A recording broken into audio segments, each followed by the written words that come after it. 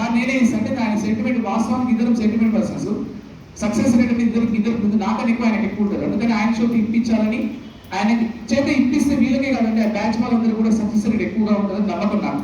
వీళ్ళకి ఒక ఇద్దరికి కాదు, ఆ బ్యాచ్ అందుకని ఆయన డబ్బులు ఏవి నావి కానే కాదు, నేను ఇచ్చిన వద్దంటారు కాబట్టి మీ డబ్బులే సరివి. సో మీ చేతుకుంటేనే ఈ ప్రైజ్ మనీ ఇవ్వాల్సిగా వచ్చింది. Thank you sir.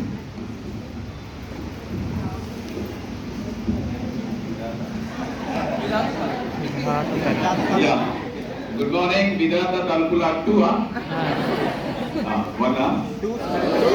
So good morning విధాత తలుపుల అట్టు students. So thank you for అంటే మల్లికార్జున సార్ కానీ మీరు కానీ నన్ను ఈ గ్రాండ్ టెస్ట్లకు ప్రైజ్ మనీ ఇచ్చేందుకు పిలిచినందుకు ముందుగా మీ అందరికీ ధన్యవాదాలు. సో నోటిఫికేషన్ వచ్చినాక అంటే ప్రతి బ్యాచ్కి సార్ ఇదే విధంగా గ్రాండ్ టెస్ట్ పెట్టుకుంటూ ప్రతిసారి సార్ ఇద్దామనుకున్నా కూడా నాతోనే సెంటిమెంట్ ద్వారా నాతోనే ప్రైజ్ మనీ ఇప్పిస్తే మంచిదని ఉద్దేశంతో సార్ కూడా ఇప్పిస్తున్నాడు. ఎవరు ఇచ్చినా అదే రకంగా రిజల్ట్స్ ఉంటుంది. బట్ సార్ సెంటిమెంట్ ఎందుకు కాదని నేను కూడా క్లాస్లకు వచ్చి ప్రైజ్ మనీ ఇస్తుంటాను. సో ముందుగా ఎగ్జామ్స్ ఈ పరంగా చూసుకుంటే ఫస్ట్ టెట్ స్టార్ట్ చేసినప్పుడు కాంచి ఇప్పటి వరకు దాదాపు టెట్ బ్యాచ్లు 250-300 బ్యాచ్ల వరకు కండక్ట్ చేశాం. సో ఇప్పటి వరకు ప్రతిసారి ఎగ్జామ్ అంటే మేము ఏ ఫ్యాకల్టీకి అయినా కూడా ఆఫ్లైన్ ఎగ్జామ్స్ పెట్టండి, టైం ఉన్నప్పుడు ఆఫ్లైన్ ఎగ్జామ్స్ పెట్టండి. సో కరోనా వచ్చినాక ఎట్లా ఆన్లైన్ ఎగ్జామ్స్ ఉన్నాయి కానీ అది సంస్థ తరఫు నుంచి రెగ్యులర్గా ఆన్లైన్ ఎగ్జామ్స్ పెడుతుంటాం. బట్ ఆఫ్లైన్ ఎగ్జామ్స్ పెట్టండి అని ప్రతి లెక్చరర్ కూడా చెప్తుంటాం. బట్ టైం ఉన్నప్పుడు సారు కొంచెం ఆ టైం ఉన్నప్పుడు పెడుతూనే ఉన్నారు, కొంతమంది పెడుతూనే ఉన్నారు. బట్ మిస్ కాకుండా చాప్టర్ వైజ్గా ఎగ్జామినేషన్ పెట్టే ఏకైక వ్యక్తి మన Mallikarjuna sir. So sir time table ఇచ్చిందంటే మేము నిద్రపోవచ్చు. ఇక అక్కడ ఆ బ్యాచ్ నుంచి ఎటువంటి ప్రాబ్లం రాదు. ఇక ఆ బ్యాచ్ని కరాఖండిగా కంప్లీట్ చేసి ప్రతి ఒక్క వ్యక్తికి 30 మార్కులు వచ్చే విధంగా ట్రై చేస్తాడు. అది ఇప్పుడు మీకు ఎట్లయితే నాకు తెలుగులో 30 మార్కులు రావాలంటుందో నాకు కూడా నా స్టూడెంట్స్కి 30 మార్కులు రావాలంటుంది.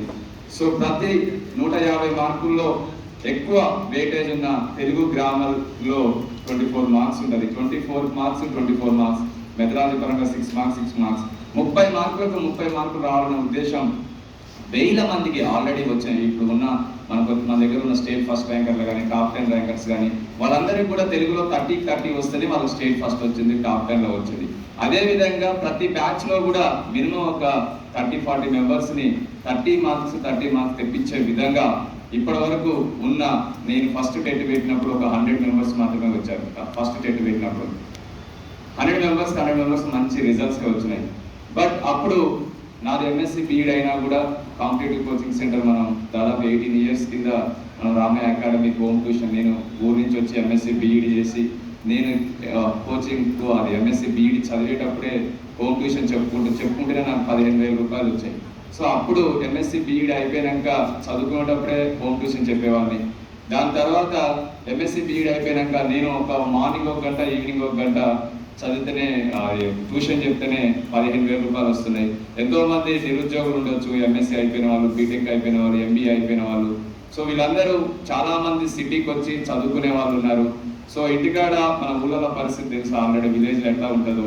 తల్లిదండ్రులు అప్ టు 10th వరకే సహాయపడుతుంటారు. 10th వరకు కానీ, ఇంటర్మీడియట్ వరకు కానీ, మ్యాక్సిమం డిగ్రీ వరకు కానీ. ఇక డిగ్రీ చదివితేనే మన ఊళ్ళో పెద్ద ఐఏఎస్ అయినట్టు లేక. సో అటువంటి సిచ్యువేషన్లో మనం హైదరాబాద్ వచ్చి డబ్బులు లేక, కోచింగ్లకు పోలేక, వాటికి పోలేక, ఈడికి పోలేక, మంచి కాలేజీలు చదవలేక, సో అటువంటి విద్యార్థులకు హోమ్ ట్యూషన్స్ అనేది అప్పుడు చాలా వరం అన్నట్టు. మేమందరం కూడా హోమ్ ట్యూషన్స్ చెప్పి, సో నేను హోమ్ ట్యూషన్ చెప్తేనే ఒక 15,000 వస్తున్నాయి 2 hours చెప్తేనే. అటువంటి వాళ్ళు నా దగ్గర నేను ఇన్స్టిట్యూట్ పెడితే ఎంతోమంది నిరుద్యోగులకు ఉపయోగపడుతున్న ఉద్దేశంతో రామయ్య అకాడమీ హోమ్ ట్యూషన్గా స్టార్ట్ చేసి దాదాపు ఒక 10,000 మంది హోమ్ ట్యూటర్స్కి సహాయం, ఒక్కొక్కరు 50,000, 40,000, 30,000 ఐఐటి చెప్పిన వాళ్ళు, స్పోకెన్ ఇంగ్లీష్ చెప్పిన వాళ్ళు, కంప్యూటర్స్ చెప్పేవాళ్ళు, B Tech tuitions, intermediate tuitions, EAMCET, AIEEE. So ఇట్లా ప్రతి కేజీ టు పీజీ ఎనీ ఎక్కడ చెప్పిన లెక్చరర్స్ నా దగ్గర ఒక 10,000 మంది ఇంగ్లీష్ మీడియం టీచర్స్ ఉన్నారు. అది రామయ్య అకాడమీ హోమ్ ట్యూషన్స్.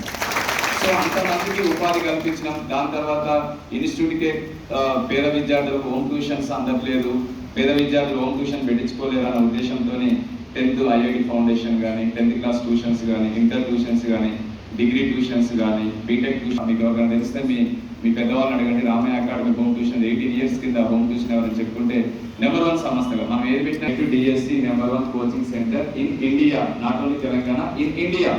మీరు గూగుల్లో కొట్టి చూడండి రామయ్య అకాడమీ అని వస్తుంది. సో అట్లా రామయ్య అకాడమీ హోమ్ ట్యూషన్ పెట్టిన నెంబర్ 1 సంస్థనే, రామయ్య ఎడ్యుకేషన్ అకాడమీ పెట్టిన నెంబర్ 1 సంస్థనే. సో మనకు సంబంధించేంత వరకు Ramaiah competitive coaching centre. So ఈ కాంపిటేటివ్ ఎగ్జామ్స్ సంబంధించి ఫస్ట్ 100 మంది మాత్రమే వచ్చారు. అప్పుడు గ్యాదర్ చేస్తుంటే అంటే ఎక్స్పీరియన్స్ ఏందనేది తెలియదు.